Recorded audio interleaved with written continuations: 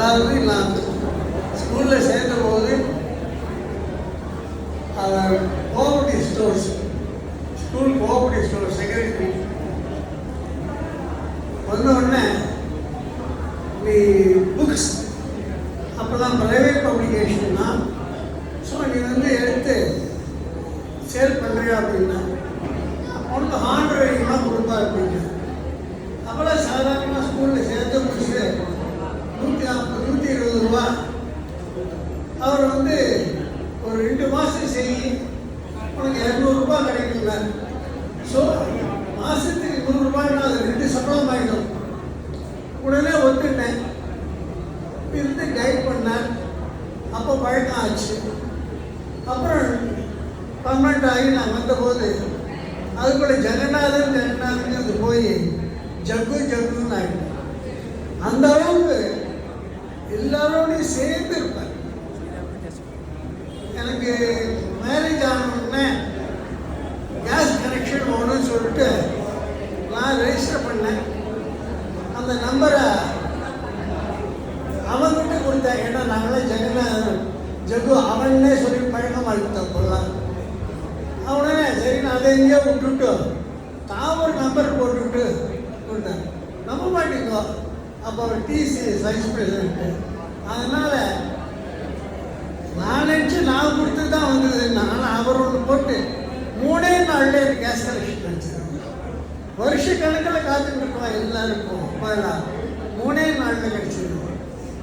அது அவர் DC wise பிரசிடென்ட்டாக இருந்ததுனால அது ஒரு ஆக்டிவிட்டிஸ்.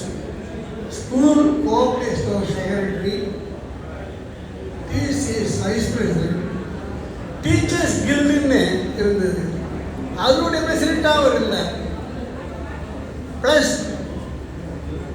என்னுடைய ஸ்கூலில் வேறு அசிஸ்டன்ட் மாஸ்டர், ப்ளஸ் ஸ்கவுட்டில் அவர் இருந்ததுனால இந்த பசங்கள்லாம் வருவார். அவள்லாம் இந்த பிளான்ஸ் நேம் தெரியுமா கேட்டு அவளுக்கு சர்டிஃபிகேட் கொடுக்கணும். சரின்னு சொல்லிட்டு அது ஏதாவது நம்மளை எவ்வளவுக்கு எவ்வளோ சேர்த்துக்க முடியுமோ அவ்வளோக்கு சேர்த்துப்பாங்க. அதுக்கப்புறம் அவரும் ரிட்டையர் ஆகிட்டோம், நானும் ரிட்டையர் ஆன பாடு பிராமின்ஸ் அசோசியேஷன் ட்ரிப்ளிகேன் சாப்டர் தாமராசம். அப்போல்லாம் நம்ப மாட்டீங்களோ 10 ரூபாய் ஒரு மெம்பர்ஷிப்புக்காக நீ சேர்றான்னு போயிருந்தோம். அப்போது மாடியில் தான் நாங்கள்லாம் மீட்டிங்கெல்லாம் போட்டு பண்ணியிருந்தோம். ஸோ அதனுடைய ஆக்டிவிட்டீஸ் வேறு. அப்புறம் என்னுடைய திருமணி சுவாமி சிஷ்ய சங்கத்தினுடைய அட்வைசர்.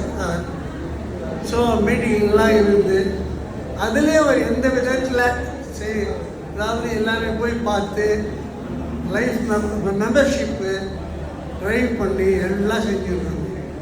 அதாவது எப்படின்னு சொல்கிறேன்னா எப்போதும் கண் முன்னாடியே இருக்கக்கூடிய ஒரு மனுஷன், ரொம்ப நல்ல மனுஷன். அது கோவம் பார்த்ததே கிடையாது. எல்லாரோடையும் சாதாரண நல்லா பேசுவார்.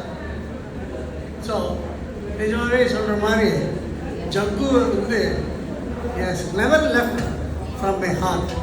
Thank you.